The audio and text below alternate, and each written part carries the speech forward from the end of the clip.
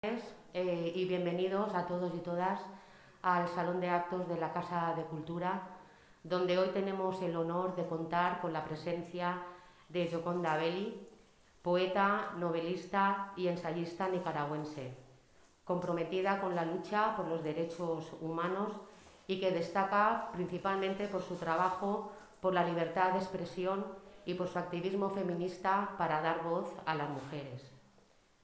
Gracias por acompañarnos en estos momentos en que tu país continúa sufriendo, después de una pandemia, un régimen dictatorial familiar y que has tenido que exiliarte de él por segunda vez, convirtiéndote sin duda, mi querida Gioconda, en la voz de los que no pueden expresarse. Desde el Ayuntamiento de Novelda quiero transmitirte el inmenso placer que supone tenerte entre nosotros y te deseamos la mayor fortuna posible. Gracias por estar aquí. Gracias, Lourdes.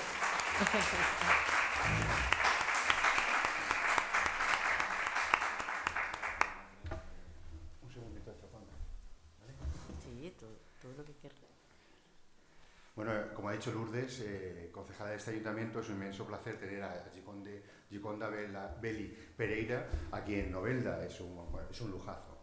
Resumir su biografía es imposible, pero es preciso e indispensable destacar que desde muy joven participó en el movimiento revolucionario que derrocó al régimen familiar dictatorial de Anastasio Somoza en 1979. Después ocupó importantes cargos en el gobierno del Partido Sandinista, del que se separó en 1993. Comenzó a publicar poemas en 1970 en el suplemento del diario La Prensa de Managua. En 1972 empieza públicamente su creación literaria con un poemario. Es autora de 8 novelas como La mujer habitada, Sofía de los presagios, El pergamino de solución, Waslala, El país de las mujeres, El intenso calor de la luna, El infinito en la palma de la mano y Las fiebres de la memoria, que hemos leído hace poco en el club de lectura de aquí de Novelda, de la biblioteca.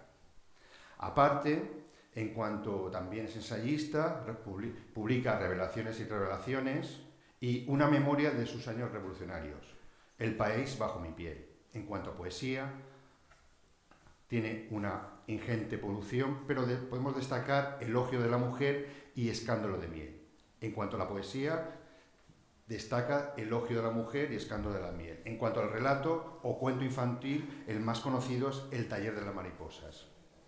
También es una creadora laureada, como por ejemplo Premio de la Casa de las Américas de Poesía en 1978, el Premio de Novela Política del Año de los Libreros y Bibliotecarios, que eso me ha gustado, de Editores de Alemania, en 1989, Premio Anna Seger en 1989, en cuanto a premiada también por el Premio Jux por el Taller de las Mariposas, como el cuento infantil, Premio de Poesía de Generación del 27 en 2022 con Mi íntima multitud, también finalista en Los Ángeles Times Books Prize en 2003 y Premio Pluma de Plata en 2005 de la Feria del Libro de Bilbao por El pergamino de la seducción. También en su libro El infinito en la palma de la mano fue premiado por el Premio de Biblioteca Breve de Novela en 2008 y también premiado a su vez por el Premio Sor Juana de la Inés de la Cruz del 2008 también. Aparte, es caballero de la Orden de las Artes de las Letras que otorga el Ministerio de Cultura, ¿es así? Sí. De Francia. Caballera. Caballera. Exacto, tiene razón. Iba a decir dama, pero No es lo mismo. No es lo mismo. Bien, Premio de Bellas Artes de Francia también, Premio Oxfam Pen de Ámsterdam por su labor en defensa de la libre expresión y su obra poética, finalista del Premio de Novela Mario Vargas Llosa por Fiebres de la Memoria y el año pasado, no, el 2020, fue premiada por el Premio Jaime Gil de Viedma por su poemario El pez rojo que nada en el pecho. Este premio me ha llamado la atención también porque he visto que solo hay 3 mujeres durante la existencia de este premio, durante 30 años, que han sido premiadas, y la última ha sido Gioconda. El trabajo literario de Gioconda se encuentra entre la poesía y la narrativa. En cuanto a su poesía, tiene un especial estilo difícilmente encuadrable en los habituales. Su obra, en general, busca la identidad femenina, que es un signo distintivo de ella misma, tratando de ser la voz de la mujer revolucionaria nicaragüense. Y en ella, además de retazos autobiográficos y eróticos, muestra sus preocupaciones políticas y sociales. Gioconda se encuentra entre las escritoras latinoamericanas más leídas de América y Europa.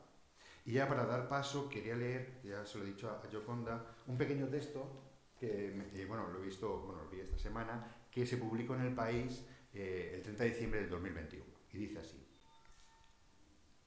como mujer feminista que soy, suelo imaginar que el mundo estaría mejor si lo administrásemos las mujeres.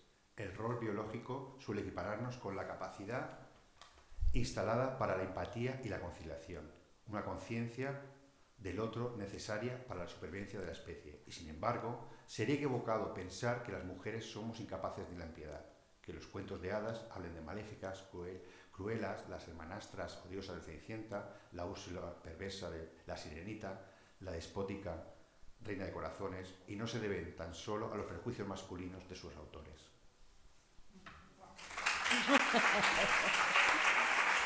Muchas gracias. Muy interesante que hayas escogido esa parte. Bueno, muchísimas gracias a todos por estar aquí. Es un placer para mí. Han sido Vine a España el 1 de febrero y he estado prácticamente moviéndome de un lado al otro. Les tengo que agradecer a España, que me ha recibido con los brazos abiertos. Realmente ha sido una gran alegría encontrar la calidez de la gente, la posibilidad de poder hacer estas cosas, de comunicarme. Quería estar en mi propio idioma. Yo viví en España de los 14 a los 16 años. Mi mamá, que era muy especial, me mandó de interna a un colegio de monjas en la calle Santa Isabel 46, que era una calle que en ese tiempo, ahora está el Museo Reina Sofía ahí, ¿no? Pero en aquel tiempo era lúgubre esa calle. Y yo salía de la puerta del colegio y estaba la morgue enfrente. Y después había un hospital y al lado había un convento de monjas de clausura, que las íbamos a ver solo por curiosas, porque realmente imaginar que abrían una ventanita cuando la hora de la comunión y ellas se asomaban las caritas, y a mí me impresionaba pensar que estaban encerradas ahí de por vida, ¿no? Entonces esa fue mi recuerdo de España. Era muy diferente a como es España ahora. Por supuesto, he venido muchas veces en el transcurso de mi carrera literaria, pero pues les quería decir que en este durísimo momento de mi vida, donde me veo obligada a dejar mi país, mi casa, mis perros, mis plantas, mis libros, o sea, yo ya pensaba que estaba instalada para el resto de mi vida, ¿no? Ya lo que me queda todavía, pero yo pienso que la vida es muy interesante a veces porque nos permite no lo impredecible, ¿no? Y lo impredecible es, creo yo, un regalo, en cierta forma, no saber qué te va a pasar. ¿O será que yo tengo ese vicio? Porque pues como muy joven me metí a la revolución, entonces siempre estaba en esa situación de no saber exactamente qué me iba a pasar. Y me acuerdo que siempre quería tener claridad del futuro, ¿no? Pero bueno, mi futuro como nicaragüense ha sido muy difícil de prevenir.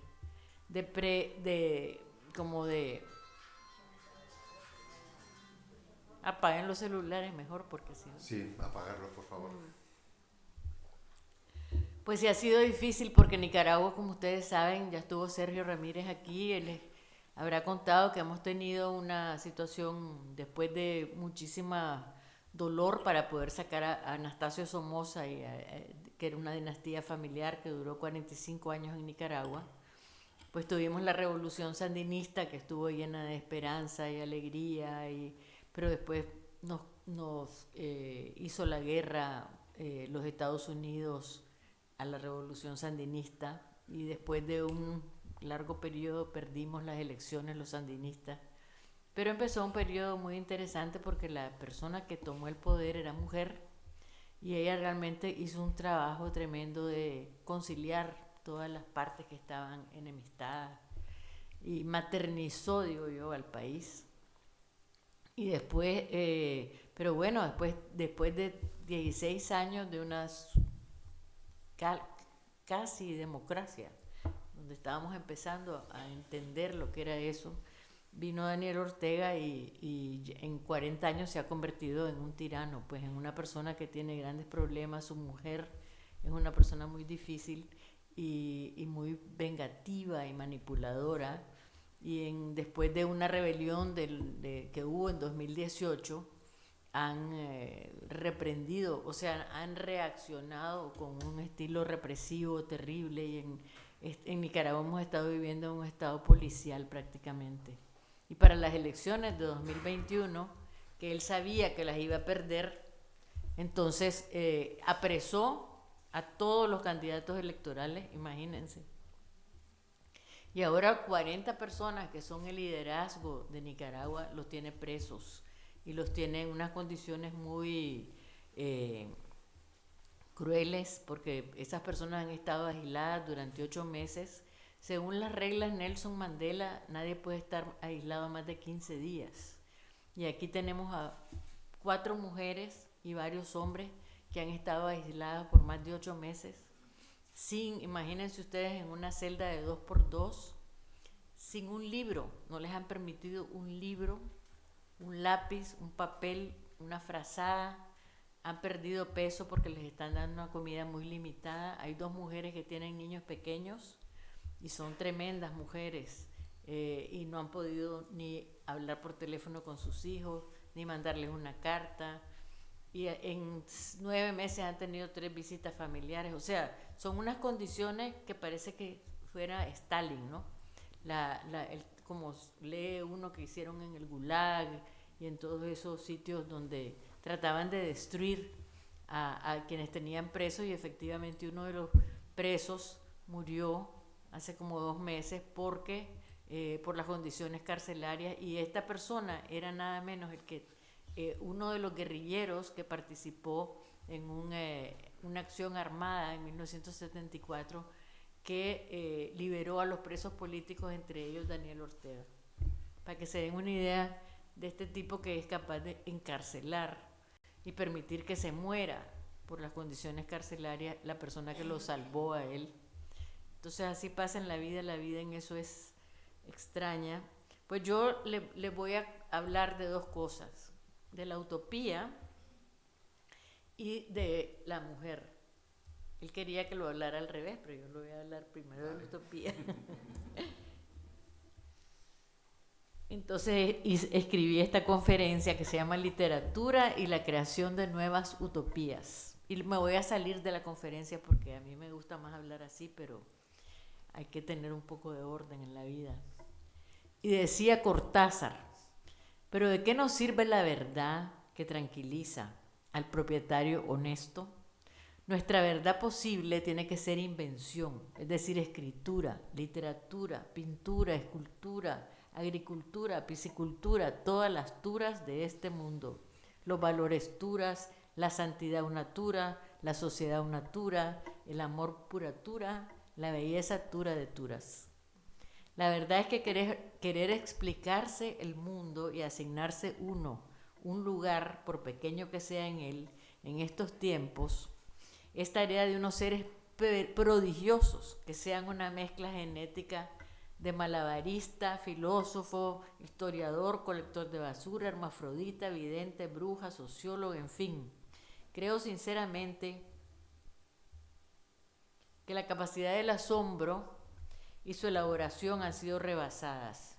Y para que no nos enredemos y decirlo sencillamente, nos encontramos con la boca abierta o como que nos acabaran de dar un golpe en el estómago jugando pelota y todo el aire se nos hubiera salido de los pulmones.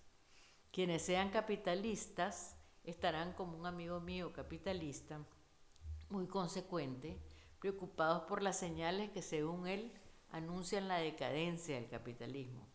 Quienes sean o hayan sido de izquierda estarán preocupados por el fracaso del socialismo. Los que están en medio estarán quizás menos atormentados, pero más aburridos, y sin duda con temores que van desde los asaltos diurnos hasta los nocturnos. El mundo de hoy es un lugar feliz para los que no piensan quizás. Para todos los demás y para nosotros los intelectuales que nos ganamos la vida pensando, el mundo de hoy es una gran interrogante o es un infierno. En estas circunstancias, hablar de cánones literarios, de nuevas utopías, es hacer un ejercicio común como el que mencionaba Cortázar en la cita que inicié esta disquisición, o sea, es una tura. Pero si seguimos al maestro y pensamos que nuestra verdad posible tiene que ser invención, que nos está dado como seres literarios el don del deicidio, que vale decir es más fácil que el historicidio, podemos tratar de inventar una tura mayúscula y con ella como una pequeña idea, como una piedrita en el zapato, mover algunos corazones, no ya quizás para que muevan el mundo, pero para que al menos no dejen que se detenga. Al que no necesite utopías y duerma tranquilo y feliz en el planeta este en que habitamos, lo felicito. Yo como nicaragüense, como mujer latinoamericana, no puedo vivir sin esperanzas y sin creer en la posibilidad de los sueños. Creo que en esto hay más de la mitad de un continente que me secunda, porque sin esperanza la vida en América Latina sería imposible. Los latinoamericanos hemos andado, sin embargo, ya varias décadas encaramados en varias esperanzas, y a estas alturas el verde reluciente que se dice es el color de esta virtud está cascado, chopeado y mustio. No se desvanece totalmente porque es nuestro único pasaporte a la sobrevivencia, pero el color se deslava, se desvanece, y si no acudimos en su auxilio, corre el peligro de terminar gris o de simplemente desaparecer, agobiado por el afán de homogeneidad, de aculturación, los Starbucks omnipresentes, las series para todo tipo de culturas en la TV, las redes y las armas amenazantes que alguien como Putin puede sacarse como un vaquero tipo Clint Eastwood, que se sacaba en los espaguetis western de la bolsa para silenciar a sus contrincantes. Que son ahora pan nuestro en todo el globo. O sea, pensemos en Putin y realmente cómo nos está poniendo a todos. Por eso hice esa analogía, ¿no? De cómo se sacaban la pistola. No la ha disparado, pero la tiene desenfundada. Este auxilio, la esperanza de que hablo, se puede parecer otra vez a una célebre polémica que se dio allá por los benditos años 60 y en la cual las mentes más lúcidas del boom discutieron sobre el compromiso del escritor.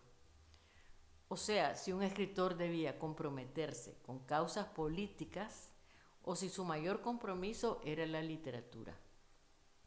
Eran tan buenos los argumentos de una y otra parte que al final la mayoría de los escritores latinoamericanos adquirimos un doble compromiso, que fuimos políticos y fuimos escritores.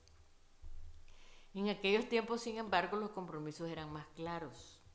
Eran tan claros que uno podía obviarlos, darles la espalda, pretender que no se veían. Aún los que pretendieron hacerlo se vieron perseguidos por los personajes de la realidad que se les metían entre las páginas de los libros y hablaban por sus bocas, forzándolos a la ventriloquía. Para escaparlos, varios de ellos optaron por la renuncia pública, por negarle la paternidad a sus propios engendros y declararse curados de espanto y de sueños. Pero no nos vamos a ocupar de ellos ahora.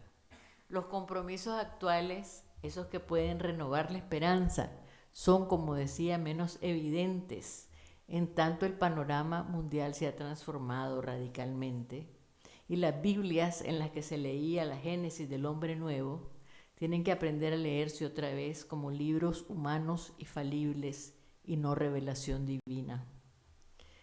Realmente esto quiere decir que nosotros teníamos unos sueños muy grandes, pues mi generación tenía unos sueños tan grandes que pensamos que íbamos a inventar eso, esa famosa idea del hombre nuevo, ¿no? Y ha sido duro para toda esta generación que no solamente apostó por esa idea, sino que murió por esa idea.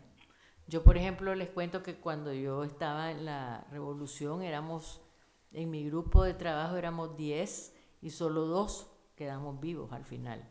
Entonces yo vi morir tanta gente joven, gente con todo el potencial, y morían contentos porque en realidad uno ya no tenía el concepto de querer vivir, era más bien querer dar todo por esa. Teníamos un verdadero compromiso vital con lo que estábamos queriendo lograr. Y por eso cuando uno empieza a vivir la utopía, o sea, la supuesta utopía, te das cuenta que realmente la utopía es una bellísima idea, pero que apenas la poblás con seres humanos y le pones callecitas y coches y edificios, te das cuenta que la utopía es muy inalcanzable, porque parte de una idea de que los seres humanos podemos llegar a ser angelicales prácticamente, y no somos. Entonces el gran reto es cómo uno puede aceptar que somos fallidos, que somos falibles, que no somos perfectos y que no tenemos esa capacidad de crear esos mundos soñados, políticos, perfectos, ¿no? ¿Cómo aprendemos a aceptar la realidad sin aceptarla? Porque hay cosas que no se pueden aceptar de la realidad, pero saber qué podemos cambiar y qué no. Y creo que lo más importante de cambiar en cierta manera es uno mismo, ¿no?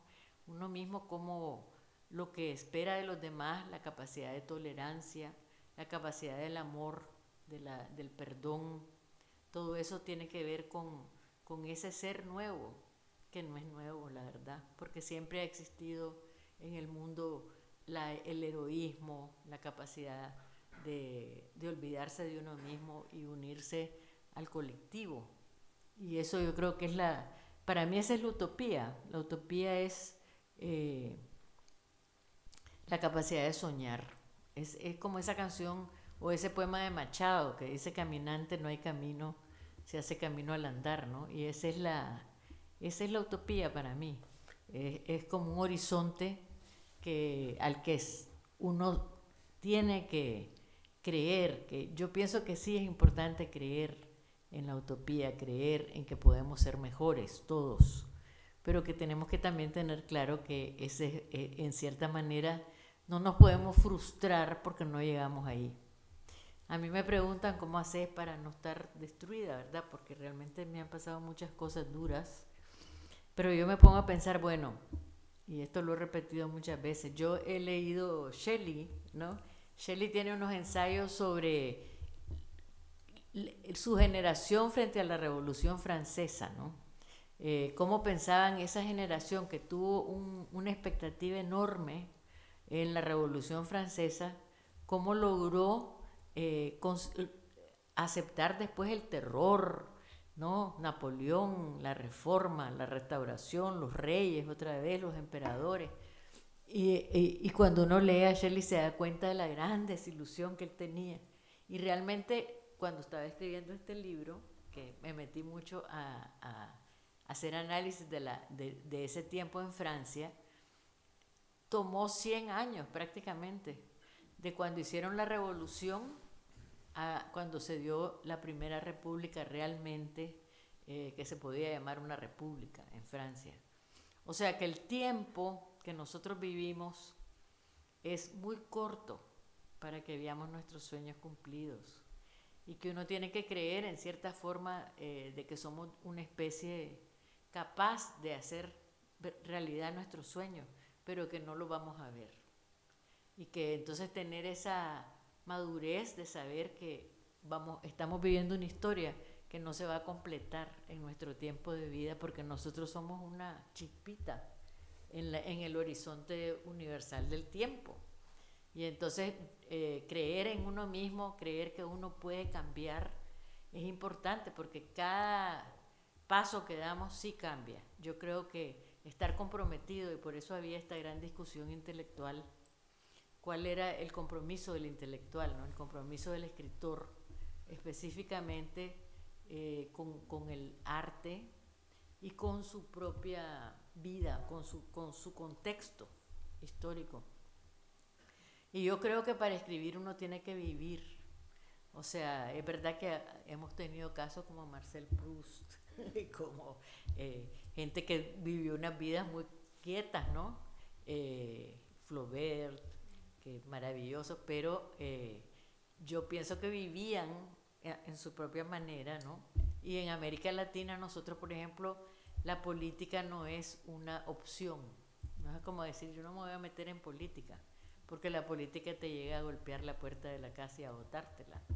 Entonces, ese compromiso de nosotros como seres humanos, yo sí creo mucho en que nos tenemos que comprometer y que los escritores y las personas que tenemos el don, digamos, porque yo sí creo que es un don, una responsabilidad, tenemos que pensar en ese compromiso con los demás, con la capacidad que uno tiene a veces de ver cosas, porque en eso vivimos. Quienes hacemos el arte o escribimos, tenemos que tener una gran capacidad de observación.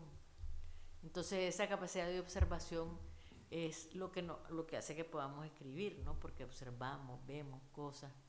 Y de ahí viene también que podamos reflejar esa otra parte de la imaginación del ser humano, poder proyectar cosas que no han pasado. Yo fui muy dichosa porque tuve un abuelo extraordinario que era bien divertido porque siempre andaba vestido como de safari y usaba un casco de safari y era erudito, pero era autodidacta y tenía una memoria fotográfica. Y él llegaba cuando él vivía en otra ciudad, nosotros vivíamos en Managua, que es la capital de Nicaragua, y después él vivía en una ciudad que se llamaba León, y pasábamos las vacaciones en la playa. Y cuando estábamos en la playa, que era cerca de León, mi abuelo llegaba a pasar tiempo con nosotros. Y siempre llegaba con libros, con cómics también. Nos sentaba toditos y nos daba libros de cómics de Superman, de Batman, de todo eso. Pero también nos llevaba libros de Julio Verne. Entonces todo era una mezcla, ¿no? Y además nos acostaba en la playa y nos enseñaba las constelaciones. Era un ser extraordinario. Y cuando cumplió 80 años, nos regaló eso lo cuento yo en La Mujer Habitada, nos regaló una esquelita, nos dio a todos una esquelita que decía, al principio y al fin le llamaron los griegos el alfa y el omega. Yo me lo sé de memoria. Ahora que voy llegando a omega, les dejo este legado. Venerad al libro, santuario de la palabra. La palabra que es la excelsitud del Homo sapiens. Porque ningún esfuerzo por la cultura universal se pierde. Entonces, ese personaje fue importantísimo para mí en zambullirme en la imaginación, ¿no? Porque esa imaginación es lo que nos permite comunicarnos, comunicar las cosas del arte, ¿no? Es pura imaginación. Pero también tienen esa capacidad profética, pues, porque imagínense Julio Verne, que yo creía que nunca había viajado, pero realmente sí viajó, le gustaban mucho los barcos de vela. pero no viajó muy lejos de su casa. Y sin embargo, imagínense pensar que pudo imaginar un viaje a la luna, ¿no? Y tener esa capacidad de imaginación. Alguien decía, lo que el hombre puede imaginar, alguien puede construir. Lo que el ser humano pues, puede imaginar, alguien lo puede construir. Y si nos ponemos a pensar en todo lo que estamos viviendo, yo por ejemplo, yo escribí La mujer habitada en una máquina, en una computadora que me regaló Carlos, mi esposo, pero pues primero escribí a máquina. Cuando llegó él con la computadora, yo la puse en una esquina porque me daba miedo. Me daba miedo que se me iba a robar todo lo que yo le pusiera adentro. Y uno tenía, y eran unos discos, era toda una cosa complicada. Pero imagínense cómo hemos ahora todos esos teléfonos donde nos vemos las caras y eso, era como el de ciencia ficción cuando yo estaba chiquita. ¿Sí? Ustedes ya vivieron pues, los jóvenes de esta sala ya saben, no tienen ni idea, y ahora los niños nacen como con un cableado diferente en la cabeza. Voy a seguir.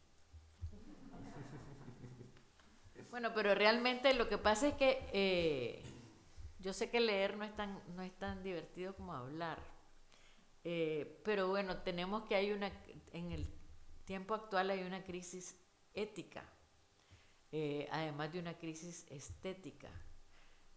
Nos hemos acostumbrado mucho a las cosas superficiales, ¿no? A no profundizar.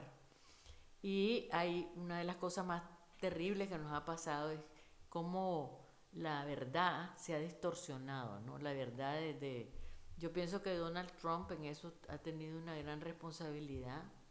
Esa mentalidad autoritaria, manipuladora, que se ha extendido como un fuego, ¿no? Por todas partes de la verdad alternativa, que le decían, ¿no? Ahora hay una verdad alternativa y todas las noticias falsas y todo ese universo paralelo que estamos, donde navegar dentro de la verdad es difícil. La estamos viendo con la guerra de Ucrania. O sea, ¿cómo es posible que esta invasión, si uno lee el discurso de Putin, de cómo la justificó porque había nazificación cuando hay un presidente judío? O sea, es toda la forma en que lo ha presentado, es como que se están defendiendo de una amenaza, y todo eso es absolutamente mentira. Pero bueno, y como Trump, que se ha podido parar y decir que él no perdió las elecciones, ¿no? Y seguir alimentando esa gran mentira. Y eso lo vivimos mucho en este tiempo. Y por eso yo siento que el escritor de este tiempo tiene como una responsabilidad de cuidar el tesoro, ¿no? El legado que tenemos de la literatura, de la creación, de todo eso, porque ya vimos en la pandemia cómo nos salvó la vida, ¿no? En cierta forma, el arte, la literatura, las series, que ahora la televisión están haciendo cosas muy buenas también, no solo vamos a hablar mal de ellas, pero cómo nos alimentó espiritualmente, ¿no? En esa soledad y ese miedo que nos dio la pandemia. Entonces, lo que los intelectuales, Gramsci, que es un pensador italiano que a mí me gusta mucho, él decía que, por ejemplo, las revoluciones se acababan porque los intelectuales eran reprimidos y no había quien reprodujera el mensaje ideológico. Y es verdad, pues si vemos, por ejemplo, cómo lo que está pasando en Cuba, en Venezuela, en Nicaragua, el lenguaje revolucionario se ha estancado, se ha quedado, ya no responde a la realidad, y a la fuerza lo quieren hacer que responda a la realidad. El sandinismo, por ejemplo, que hay en Nicaragua, ya no tiene nada que ver con el sandinismo, es un sandinismo inventado, un sandinismo lleno de mensajes de amor y paz, porque Rosario Murillo se dio cuenta que la época de los 60, con todos los hippies y todos los mensajes de amor y paz, que fue la que ella vivió, la quiso revivir en Nicaragua. Y se metió además a una religiosidad absolutamente mentirosa. Entonces manipula las palabras, manipula la realidad. Y eso es parte de lo que está pasando en el mundo. O sea, que ahorita en Nicaragua no tenemos ningún medio de comunicación libre. O sea, todos los medios de comunicación los han confiscado, reprimido. Hasta el diario más antiguo que teníamos en Nicaragua, La Prensa, se lo tomaron. Ya la prensa está saliendo en digital. Y hay un enorme esfuerzo de los periodistas por seguir publicando y seguir informando a partir del mundo digital. Y entonces, bueno, eso es lo que les quería decir. Entonces, pero ahora vamos a hablar de la mujer. Pero si querés hablemos vos y yo. ¿Cómo?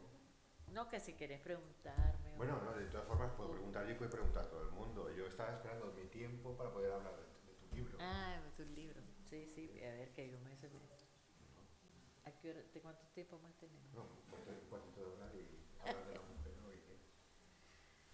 Bueno, les voy a leer un poema, que es un poema que fue uno de los primeros poemas que yo escribí cuando empecé a escribir, que fue como poeta, que se llama Y Dios me hizo mujer. Y Dios me hizo mujer, de pelo largo, ojos, nariz y boca de mujer, con curvas y pliegues y suaves hondonadas. Y me cavó por dentro, me hizo un taller de seres humanos. Tejió delicadamente mis nervios y balanceó con cuidado el número de mis hormonas. Compuso mi sangre y me inyectó con ella para que irrigara todo mi cuerpo. Nacieron así las ideas, los sueños, el instinto, todo lo que creó suavemente, a martillazos de soplidos y taladrazos de amor. Las 1001 cosas que me hacen mujer todos los días, por las que me levanto orgullosa todas las mañanas y bendigo mi sexo. Ese poema fue uno de los primeros 6 que escribí en mi vida y que salieron publicados en el diario La Prensa en noviembre de 1969. La prensa literaria circulaba los sábados. Los domingos mi familia se reunía en la casa de mi abuelo para almorzar y llegaban las tías, los primos. Cuando yo aparecí ese domingo, el periódico había salido el sábado, se hizo un silencio profundo. Yo llegué orgullosísima porque había salido en el periódico. Pero se hizo un silencio profundo y una de mis tías me dijo, qué atrevimiento el tuyo, ¿cómo pudiste haber escrito esos poemas? Era una vergüenza. Entonces, porque había un poema de la menstruación, había otro poema de andar por las montañas y no sé qué. Realmente yo lo escribí no pensé para nada que iba a ser escandaloso. ¿Cómo se te ocurre escribir sobre la regla? Entonces, lo de ese domingo en la casa de mi abuelo fue solo el preludio de lo que estaba por venir. Y lo que estaba por venir fue que me di cuenta que cuando mi tía hablaba de cosas que eran privadas, era que la mujer estaba privada de más de una cosa. Entonces empecé a celebrar el ser mujer, empecé a celebrar eso y hablar con rebeldía. Pues en realidad cuando me di cuenta de esa reacción, como que mi ser rebelde dijo, no, pues es una gran hipocresía, ¿no? Pero bueno, lo que llegué a la conclusión es de que el cuerpo femenino ha sido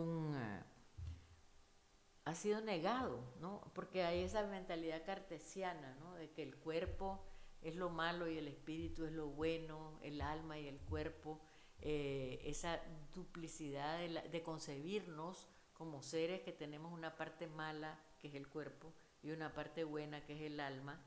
Y si queremos ver el paradigma más tremendo de la mujer, es que la mujer Eva, ¿no? Eva causó la pérdida del paraíso terrenal, y el otro paradigma es la Virgen María.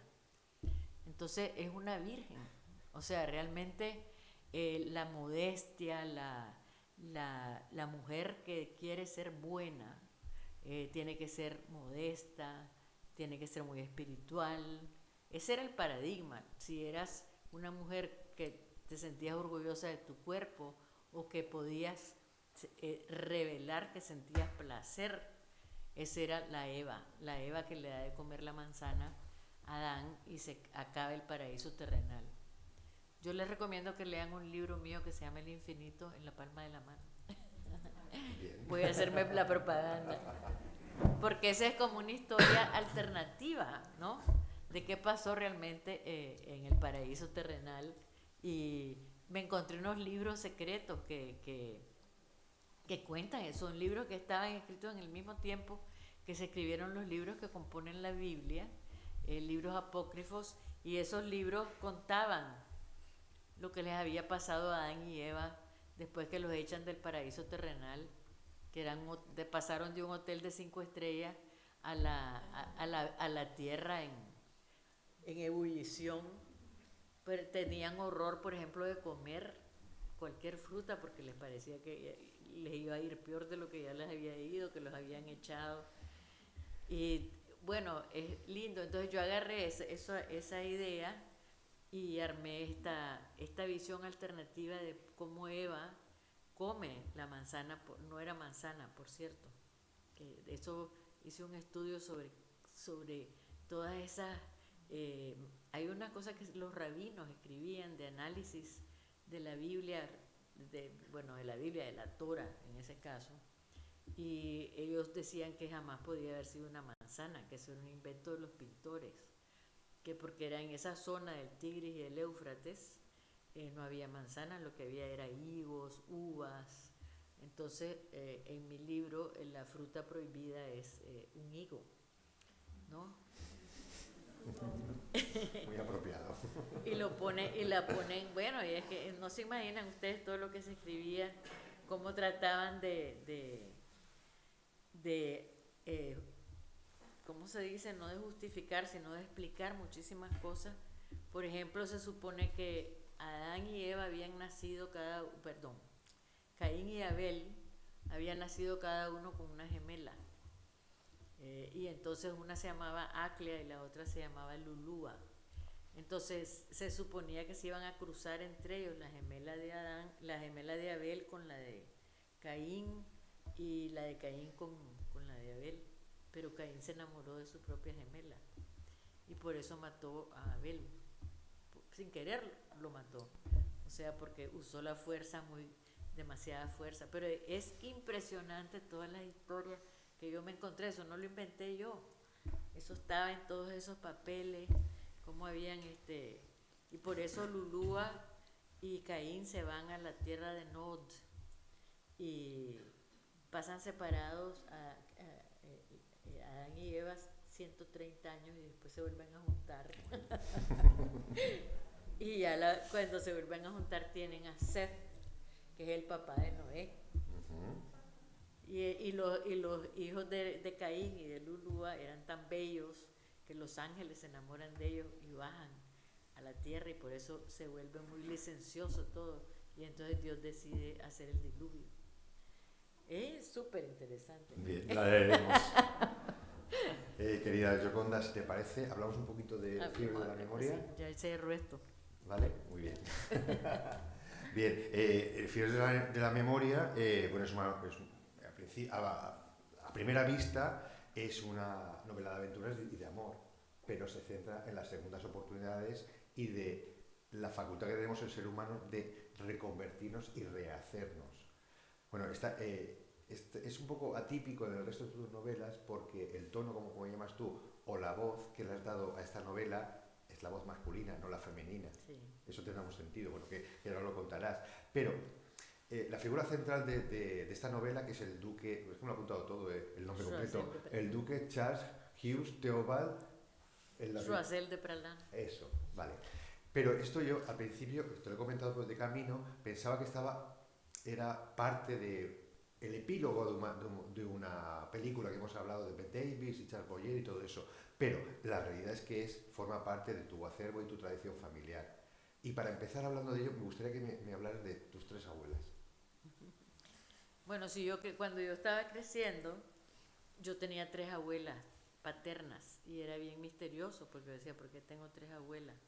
La abuela que era la mamá de mi papá, después había la señora que se había casado con mi abuelo, que era otra, y después había la abuela de Matagalpa. Lo que pasó es que mi papá fue hijo de una relación extramatrimonial de 2 jóvenes, o sea, no estaban casados ninguno de los dos, en realidad de ¿cómo se llama eso? Un amorío. Entonces, como en ese tiempo, esto estamos hablando de 1800, fines de... 47 puede ser. Sí, por ahí. Entonces, no después. Después. No, porque 1847 fue lo que le pasó al duque. Ah, es verdad, sí. Pero bueno, mi papá no supo quién era su mamá, sino hasta que tuvo 18 años, porque cuando la familia de mi abuela la encerró cuando quedó embarazada con unas tías para que nadie se diera cuenta que ella estaba embarazada, y cuando ella tuvo al bebé se lo llevaron a Managua, ella vivía en Matagalpa, se lo llevaron a Managua y lo criaron, lo registraron como hijo de sus abuelos. Entonces mi papá creció creyendo que su abuela era su mamá y que su papá era su hermano, porque era otro más de los hijos que estaban ahí. Entonces cuando ya llegó a como los 18 años, se dio cuenta por un amigo que le dijo algo y le fue a reclamar a la abuela, que era su mamá, pues y entonces ya le dijeron la verdad, y entonces él se fue a conocer a su verdadera mamá, a Matagalpa, y desarrolló una relación con ella. Entonces por eso teníamos la abuela, que era la bisabuela, era una de las abuelas, la otra era la esposa con la que se casó mi abuelo, y la otra era esta señora de Matagalpa que la íbamos a visitar, y era bien simpática y nos daba de comer bien rico. Era buena cocinera. Pero bueno, de ahí resulta que esta señora de Matagalpa se llamaba Graciela Zapata Choisel de Pralán. Y cuando yo voy creciendo me doy cuenta de esta leyenda que hay de que su abuelo era un duque francés que había llegado huyendo a Nicaragua porque lo acusaban de haber matado a su esposa. Entonces empecé a averiguar toda la historia, me pareció que era una historia fantástica para novela, y empecé a pensar, bueno, porque el cuento es que este duque se hace pasar por muerto, que le ayuda a Luis Felipe de Orleans, que era el rey en ese momento, que eran muy cercanos, le ayudan a pretender que él se había suicidado con arsénico, pero en realidad no se suicida, sino que lo logran sacar de Francia y se va a una isla que se llama la isla de White, que queda en el Canal de la Mancha frente a Inglaterra. Y entonces ahí él tiene que reinventarse totalmente porque él está muerto. O sea, para todos los propósitos prácticos, él ha muerto. Entonces, la idea que tuve también fue la migración. O sea, ¿qué pasa cuando uno migra? ¿Cuántos de nosotros que somos de las Américas, por ejemplo, no tenemos esos pasados de gente que llegó ahí, se reinventó, ¿no? ¿Y cuántos de los que migran no tienen que reinventarse totalmente y dejar atrás pasados, historias? Entonces eso me pareció que tenía que ver mucho con esto que estamos viviendo, ¿no? Estas grandes olas de migración, donde la gente tiene que dejar de ser quien es y convertirse en otra persona, o simplemente olvidarse de construirse un presente y un futuro diferente. Y eso me fascinó desde el punto de vista novelístico, me pareció que era también una experiencia que nos llega a todos, porque todos hemos conocido de alguna manera gente pues que ha Sí, que ha que se venido. reinventa y... Sí, ustedes no tienen esa sensación que tenemos en América nosotros de no saber de dónde venimos. Porque, Yo desgraciadamente o sé sea, como decir, perfectamente de dónde sí, vengo. como decir, ¿de dónde vienen los argentinos? De Ya, los barcos. ya. ¿De dónde descienden los argentinos? De los barcos. Porque realmente sí, eso, imagínense esa historia de mi supuestamente Sí, mi una tradición tatarabuelo. familiar, exacto. Entonces, Estabas hablando de la isla de White, que es donde haces coincidir al duque con el poeta Tennyson. Y bueno, había, bueno, que describes la casa de su mujer, que la Sí. tenía estupendamente. Y bueno, te leo un trocito que es muy bello. La casa era como un verso en blanco, capaz de convertirse lo mismo en una humilde cabaña que en una catedral. Posee el misterio de una obra clásica. Tú vas describiendo no solo a los personajes y les dando voz, sino también el narrador, que es el duque, sino que vas describiendo muy detalladamente los acontecimientos históricos, pero te lo he dicho antes que me ha llamado mucho la atención porque describes hasta el servicio de mesa, que es coetáneo y es real. O sea, que adornas, no quiero decir la palabra, sino lo armas de una forma que es creíble, que te obliga también no a hacer una lectura rápida como en algunas novelas, sino una lectura pausada, volver. También te diría que es un poco a veces barroca, porque Sí. hay tanta descripción y tal, pero a mí es una cuestión que me gusta mucho. También me ha llamado la atención bueno, que hablas muy poquito de ella, es de la fotógrafa, de Julia Margaret Cameron. sí. Y además la descripción que haces de ella es: pocas personas tienen noción de vivir la historia, pero ella es una de las excepciones. ¿Pero por qué es tan especial? Julia Margaret Cameron, porque ella vivía efectivamente en la isla de White. Yo fui descubriendo la gente que vivía en la isla de White y lo fui cruzando en el camino del Duque, ¿no? Porque yo no sabía nada de la isla de White. Pero ahora con Google Earth yo fui a la isla de White. Y entonces sabía de la vegetación, la fauna, todo, y cómo tienen unos riscos bien bonitos. Y no sabía yo que la reina Victoria, por ejemplo, ahí construyó un castillo enorme, un palacio, Osborne House. Osborne House, sí. Que se alojó el Leopoldo. Ahí murió, sí, ahí murió eso. en la reina Victoria, en ese castillo, y el marido Alberto, que le encantaba porque tenía una bahía que le parecía que estaba en Italia o no sé qué. La cosa es que bueno, lo que estás mencionando vos es que yo estudié.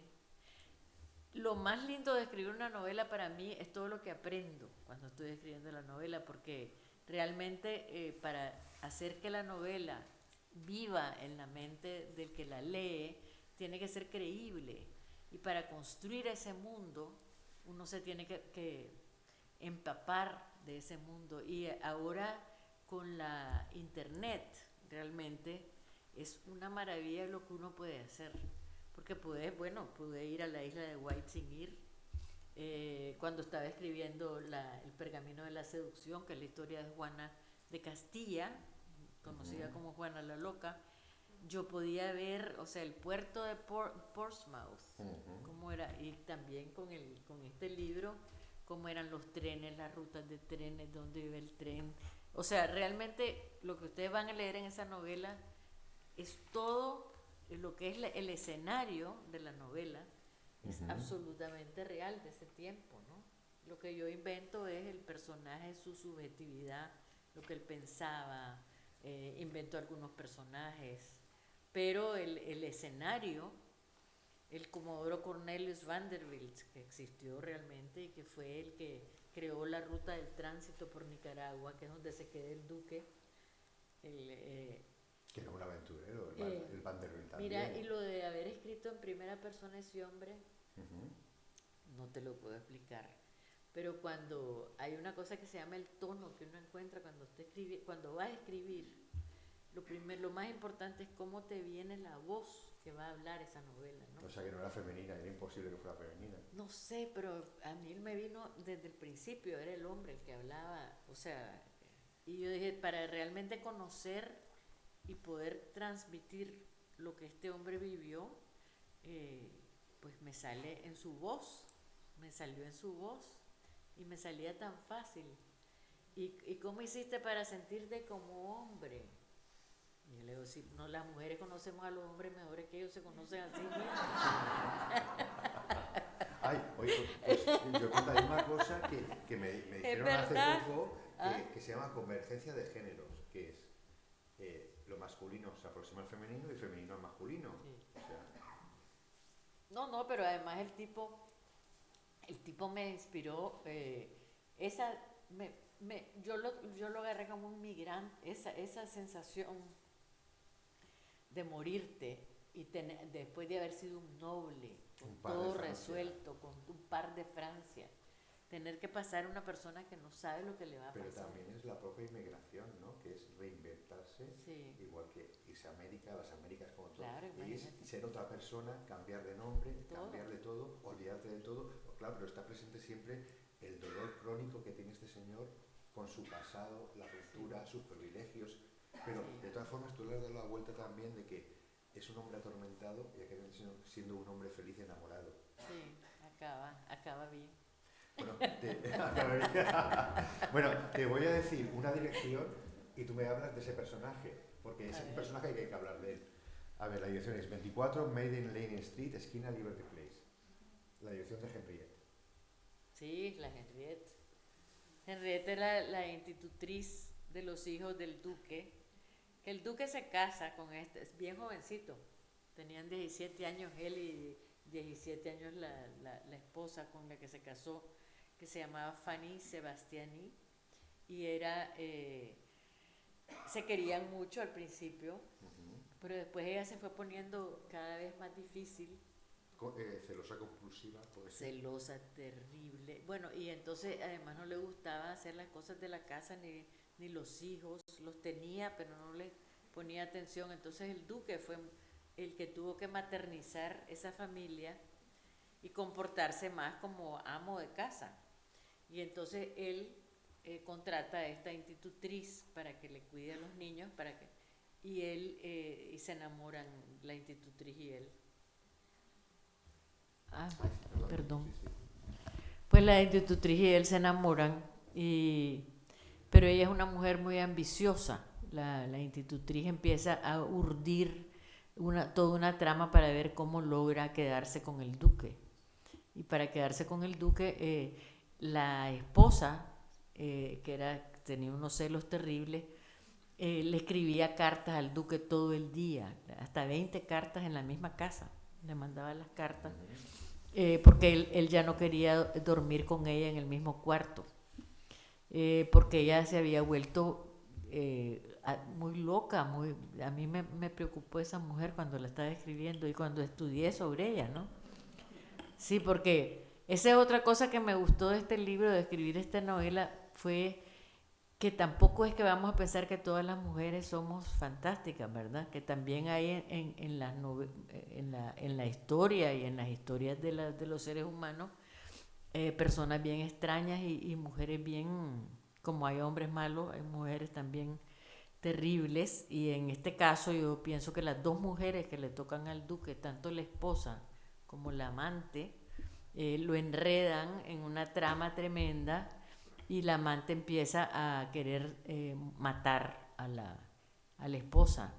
Pero ya no les cuento más porque entonces les cuento el libro. Bien, si os parece, entramos, Yoconda, ¿te parece que entremos al turno de preguntas ya? Si alguien quiere preguntar algo. Sí, claro que sí. ¿Alguien quiere preguntar algo?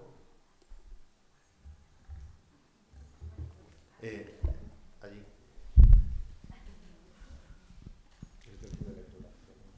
Lo que me queda un poco intrigada es que el enterrador no le dice nada al hermano de que el féretro estaba vacío, porque hubiera cambiado mucho la historia de este hombre. No, si le dice. Ella está preguntando que si el enterrador le dice al hermano. Al hermano, cuando encuentra el féretro vacío con piedras, si no le dice nada al hermano. Sí, sí le. Ah, si no le hubiera dicho nada. Si le hubiera dicho al hermano, el féretro estaba vacío. La vida del duque hubiera cambiado mucho, ¿no? No, pero yo pienso que él le dijo, o sea, El enterrador. el enterrador, que era el jardinero, Sí, del, el jardinero. del palacio que existe realmente, que se llama Beau de Vicomte, ese palacio, él era jardinero, y entonces él está tentado, piensa, ¿qué pasa si no digo nada? Pero al final él era leal a la familia y entonces le dice al hermano, y eso el hermano le ayuda al duque. O sea, hay momentos en que el hermano le manda dinero y cosas así. Y sobre todo el que más le ayuda es el rey Luis Felipe de Orleans, hasta que él también tiene que irse de Francia, ¿no? Porque pierde con la revolución de 1948, se va de 1848, Luis Felipe de Orleans pierde el poder en Francia y se tiene que ir a Inglaterra, a Clarence House. Todo eso es verdad. Sí. ¿Alguna pregunta más? Ahí. No, espera un momentito que va con el micro y así lo oímos todos. Pues quítatela. A juicio de usted y por su experiencia. Ahora no sé qué tengo que preguntar. A juicio de usted y por su experiencia, para reinventarse, ¿qué es más fácil, ser utópica o realista? Yo prefiero ser utópica. O sea, es que ya yo he llegado a este punto, mi sabiduría ya es grande. Entonces, soy utópica, pero soy realista también. Pero me gusta la idea de ser soñadora. Porque una cosa que yo viví, que es difícil para la mayoría de la gente vivir, es ver tus sueños cumplidos. Porque cuando yo me paré el 19 de julio, en donde había sido la oficina de Somoza, y supe que habíamos logrado, que la revolución había triunfado, esa sensación de que tu sueño se ha hecho realidad, es una sensación inolvidable, ¿no? Increíble. Y por eso quiero seguir creyendo en los sueños, aunque no se cumplan, porque ya una vez supe que se cumplían, y entonces no soy tan escéptica acerca de la posibilidad de los sueños. Soy quijotesca más bien. Sí.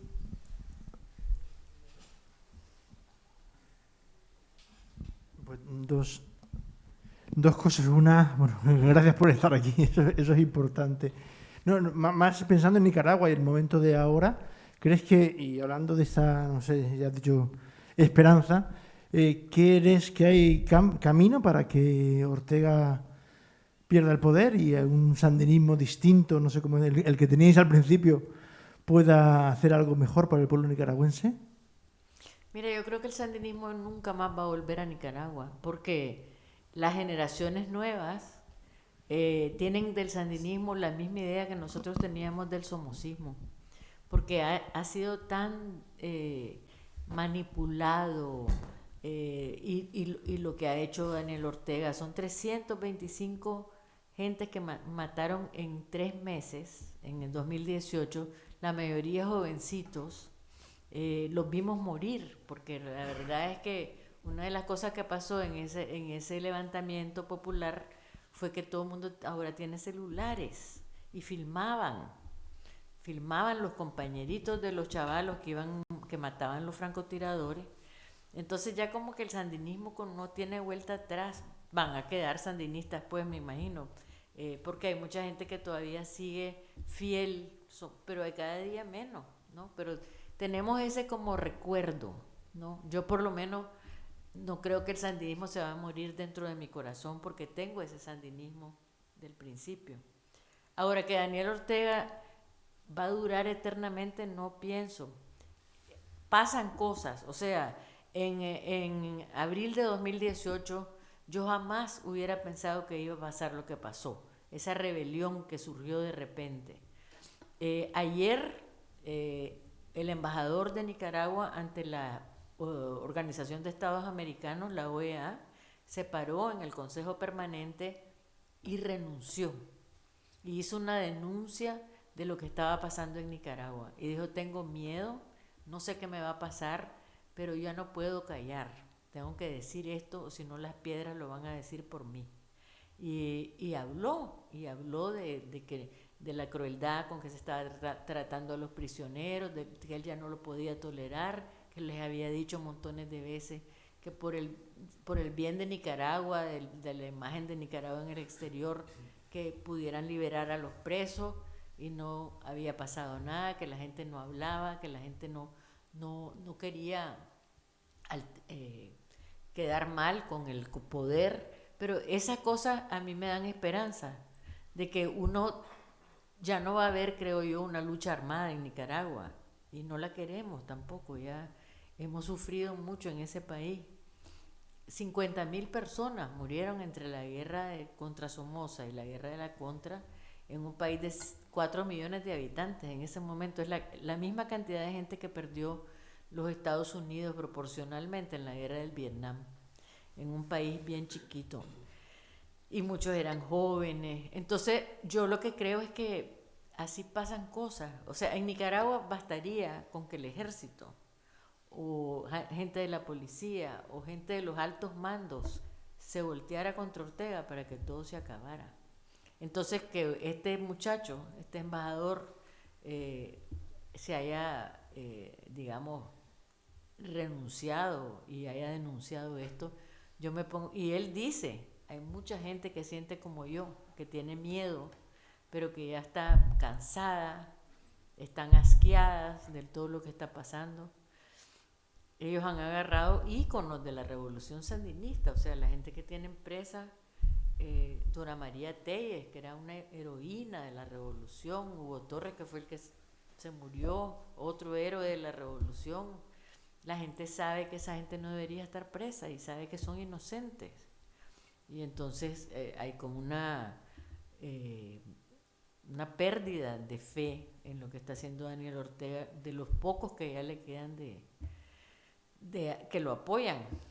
Sí, imagínense cómo se tendría de claro el que no iba a ganar las elecciones, que si hubiera ido a unas elecciones libres no hubiera ganado, que echó preso a todititos los candidatos electorales.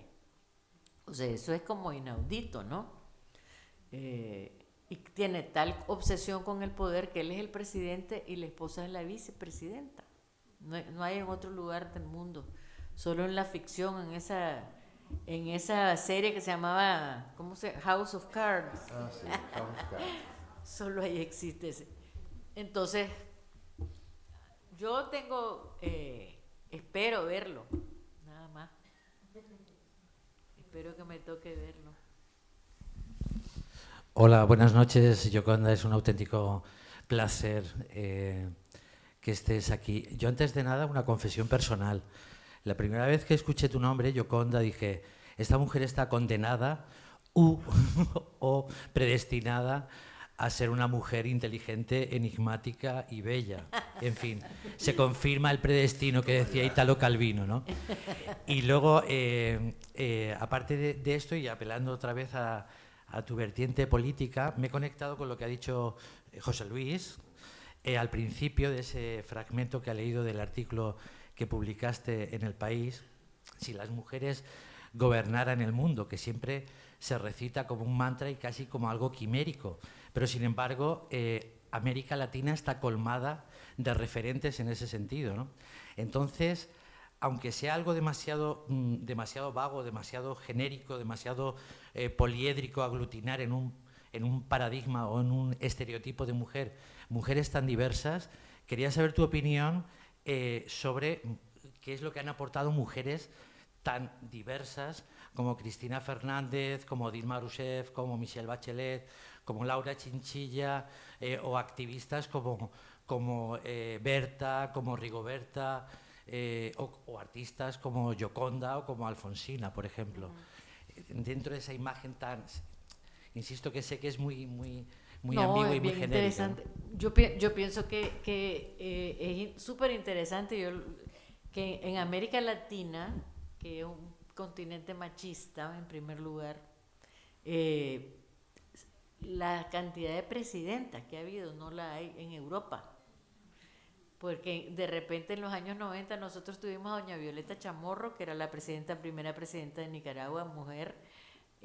Laura Chinchilla llegó después, Mireya Moscoso, que estaba en Panamá, la Bachelet, la Cristina Fernández, Dilma Rousseff. O sea, realmente ha sido una playa de mujeres presidentas, no mujeres de intermedias, sino mujeres presidentas. Y yo creo que la mujer tiene un súper trabajo cuando es dirigente de una sociedad, porque la exigencia es mucho mayor a la mujer que para el hombre, y siempre como que tienen que demostrar, lo primero que tienen que demostrar es que son tan hombres como cualquier hombre, ¿no? Pero eso yo lo veo como una cosa positiva y bien interesante, considerando la mentalidad patriarcal que hay en América Latina, ¿no? Y creo que por eso no ha sido seguida por la misma cantidad de mujeres después, porque hubo yo creo que tiene que ver con la maternidad, con una cierta como fascinación también con la capacidad de la mujer, que al final se la cobran, ¿no? Se la cobran como lo hicieron con Dilma Rousseff. Después te empiezan a decir que las mujeres no son lo suficientemente capaces y entonces hay como una ola contraria. Pero yo me pongo a pensar, ahorita en la pandemia hemos visto la capacidad de la mujer, o sea, realmente las mejores presidentas en lo que fue la gestión de la pandemia fueron mujeres. Si ponemos a pensar en a mí me encanta la de Nueva Zelanda, Jacinda Ardern, después está la de Islandia, la de Noruega, la de Finlandia, jovencita de 35 años, la Angela Merkel. O sea, las 7 mujeres que eran presidentas en ese momento o primer ministras gestionaron muy bien la pandemia, mucho mejor que sus colegas hombres. Entonces, y como decía Alberto Moravia, la maternidad es incompatible con la bomba atómica. Yo creo que realmente las mujeres tendríamos una actitud mucho más conciliadora, y también la guerra es una cosa que las mujeres la sufrimos más. O sea, realmente si uno se ve los refugiados con los niños, existe esa... Bueno, y la de Svetlana Alexievich tiene toda esa obra buenísima donde habla de cómo sufren las mujeres en la guerra, ¿no? Son la mayoría de las víctimas. Pero claro, está cambiando todo eso, pero no está cambiando tanto como para que ya sea significativo. ¿Hay otra pregunta por ahí? Buenas. En relación al libro, 2 cosas. Habla de la situación política de Nicaragua al principio de ser Nicaragua, digamos, independiente de España, y la revoltica política es que viene desde entonces en ese país y no ha parado prácticamente en toda su historia. ¿A qué se debe esto? No sé.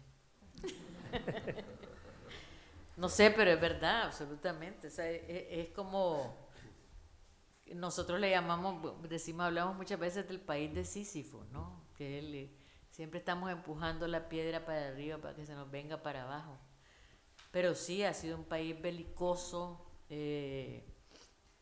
con una clase política muy difícil, pero creo que tiene que ver, bueno, tendríamos que tener una gran conferencia sobre esto, pero tiene que ver con la influencia extranjera en cierta manera. Nicaragua, por su facilidad que tenía para que se hiciera a través de ella un canal interoceánico, llamó mucho la atención de Estados Unidos.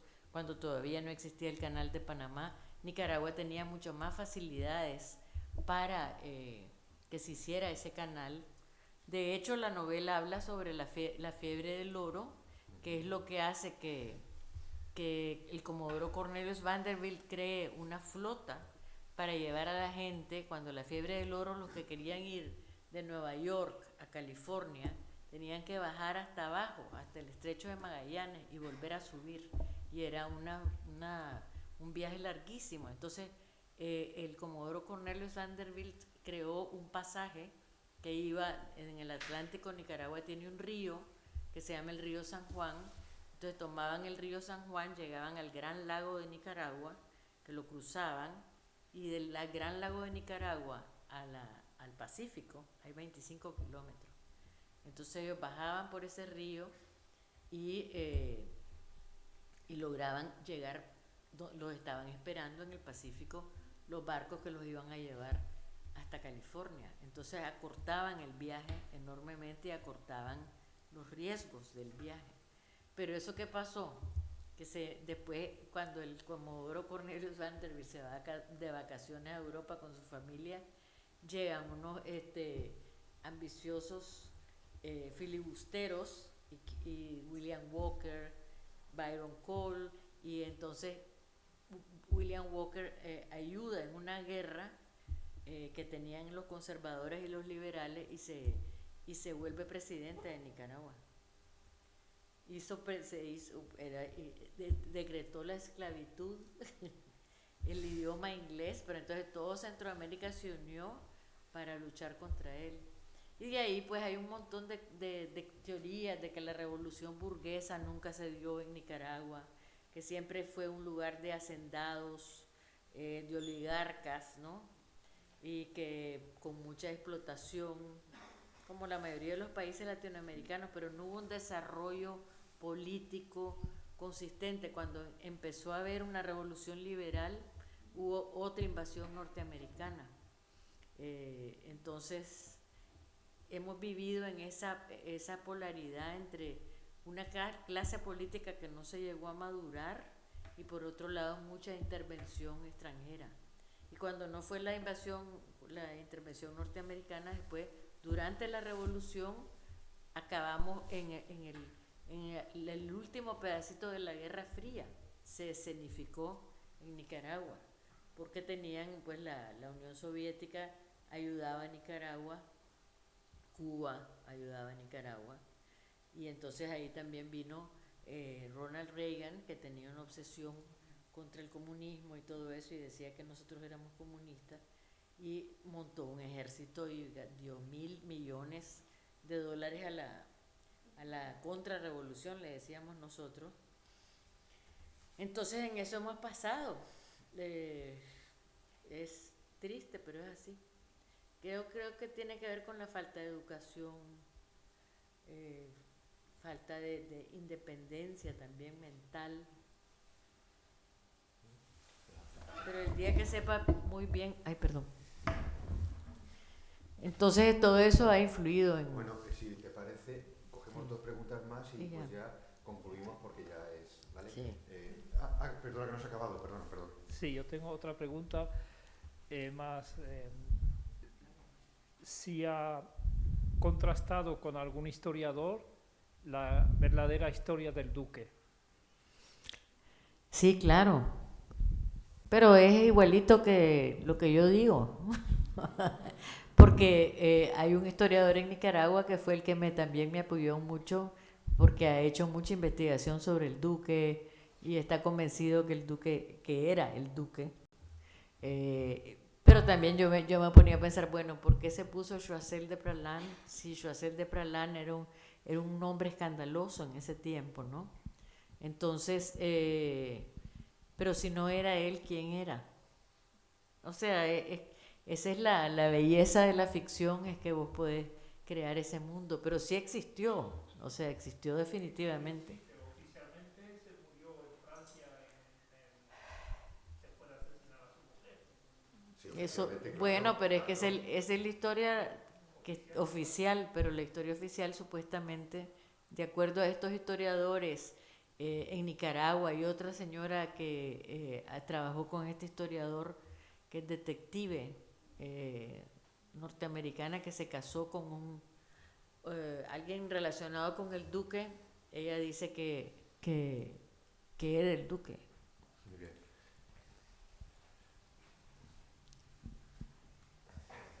Sí, mucho hablo yo, ¿no? Hola, buenas noches. Yo voy a romper con todo lo que han dicho. Me gustaría saber, porque, bueno, desde mi juventud, la poesía llegó a mi vida de una manera un poco accidentada y siempre he tenido como referentes a hombres. Siempre he encontrado poesía escritas por hombres, hacia mujeres, hacia la idea del amor.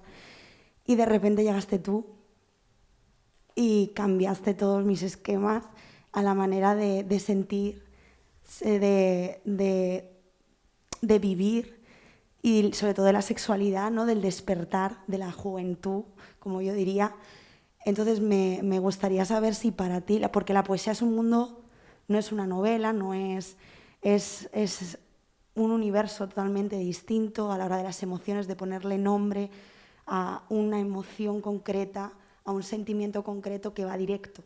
Ahí me gustaría saber si a ti alguien te inspiró a llegar a eso, cómo llegó la poesía a tu vida y qué te despertó.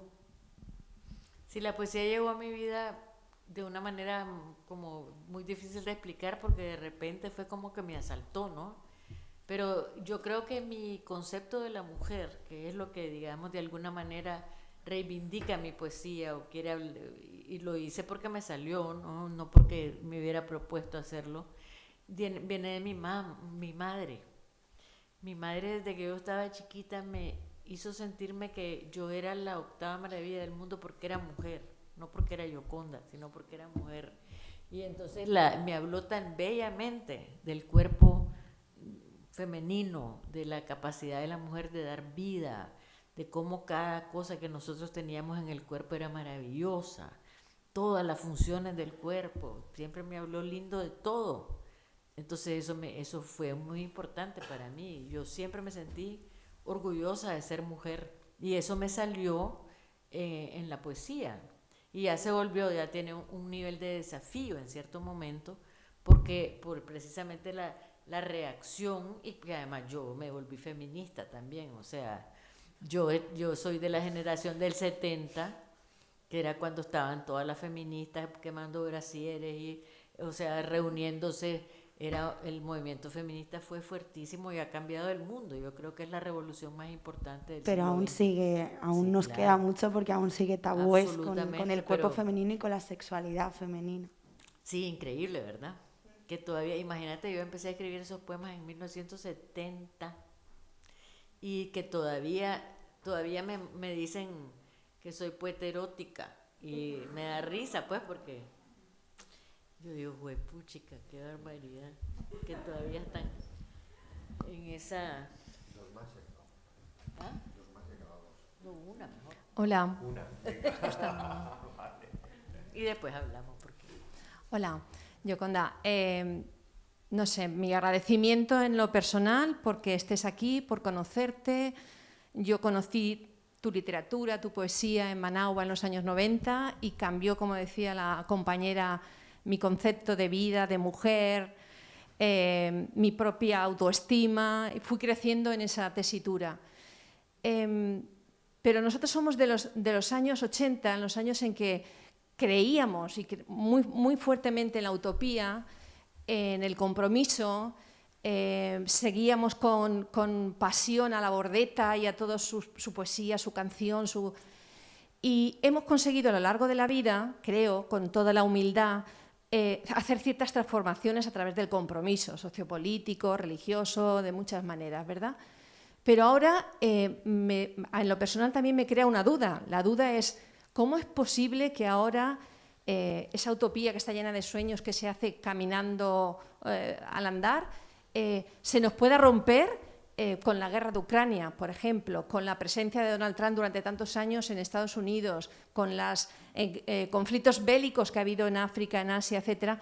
¿Cómo es posible que podamos, mi pregunta es, continuar soñando con un mundo mejor? Tú lo has vivido y eso es ser muy afortunada, pero los que no hemos vivido esa utopía, a mí, por ejemplo, ahora me debilita, me golpea la guerra, me golpea la respuesta, la falta de respuesta política y social, y me golpea en todos los ámbitos ideológicos. No sé si es un momento malo que estoy pasando, es la lluvia de estas 3 semanas que no nos deja ver el sol, no lo sé, pero me gustaría que nos hablaras un poco de la utopía hoy y ahora, ¿no?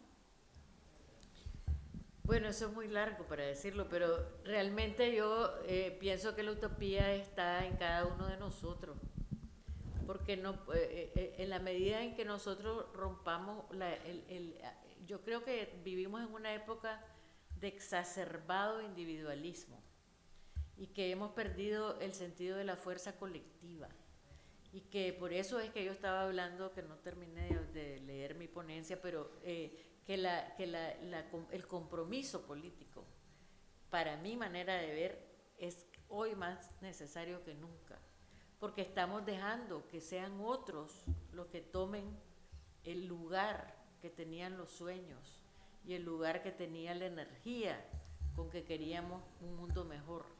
Y entonces la derecha tiene una fuerza ahora que no tenía. ¿Y por qué? Porque le hemos dejado de alguna manera, porque el paradigma de lo que representaba la izquierda no ha sido sustituido y que tenemos que inventar.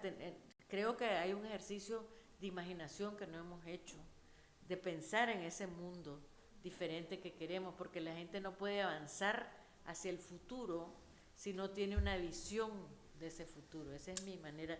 Por eso, de alguna manera, también escribí El país de las mujeres, ¿no? Porque ahí hay una visión utópica de un futuro diferente, donde no solo van a haber mujeres, pero creo yo que tenemos que empezar a pensar fuera de la caja. ¿Qué es lo que realmente queremos, ¿no?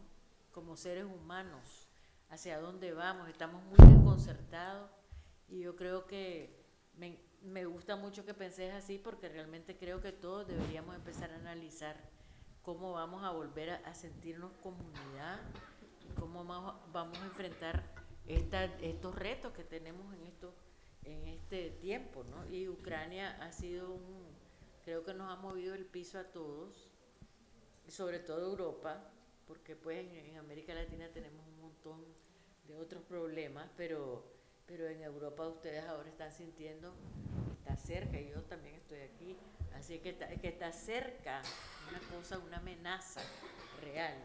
Entonces eso empieza a mover la sociedad, ¿no? En otra forma. Pues yo creo que para concluir, ya, si me permites, Gioconda, ha sido un auténtico placer tenerte aquí, sobre todo en Novelda, en la biblioteca, y para poner el colofón, ¿nos podías leer un poemilla de El pez rojo que nada en el pecho, claro, del premio Gil de Vida? ¿Cuál crees que te lea? No lo sé. Tienes que elegir. No, te dejo. Ay. Uno cortito, eso sí. Yo no tengo nada cortito. Sí, les voy a leer uno que se llama Consejos para la mujer fuerte. Si eres una mujer fuerte, protégete de las alimañas que querrán almorzar tu corazón. Ellas usan todos los disfraces de los carnavales de la tierra. Se visten como culpas, como oportunidades, como precios que hay que pagar. Te hurgan el alma, meten el barreno de sus miradas o sus llantos hasta lo más profundo del magma de tu esencia. No para alumbrarse con tu fuego, sino para apagar la pasión, la erudición de tus fantasías. Si eres una mujer fuerte, tienes que saber que el aire que te nutre acarrea también parásitos, moscardones, menudos insectos que buscarán alojarse en tu sangre y nutrirse de cuanto es sólido y grande en ti. No pierdas la compasión, pero témele a cuanto conduzca a negarte la palabra, a esconder quién eres, lo que te obligue a ablandarte y te prometa un reino terrestre a cambio de la sonrisa complaciente. Si eres una mujer fuerte, prepárate para la batalla, aprende a estar sola, a dormir en la más absoluta oscuridad sin miedo, a que nadie te tire sogas cuando ruja la tormenta, a nadar contracorriente. Entrénate en los oficios de la reflexión y el intelecto. Lee, hazte el amor a ti misma, construye tu castillo, rodéalo de fosos profundos, pero hazle anchas puertas y ventanas. Es menester que cultives enormes amistades, que quienes te rodean y quieran sepan lo que eres, que te hagas un círculo de hogueras y enciendas en el centro de tu habitación una estufa siempre ardiente donde se mantenga el hervor de tus sueños. Si eres una mujer fuerte, protégete con palabras y árboles e invoca la memoria de mujeres antiguas. Has de saber que eres un campo magnético hacia el que viajarán aullando los clavos derrumbados y el óxido mortal de todos los naufragios. Ampara, pero ampárate primero. Guarda las distancias, constrúyete, cuídate, atesora tu poder, defiéndelo, hazlo por ti. Te lo pido en nombre de todas nosotras.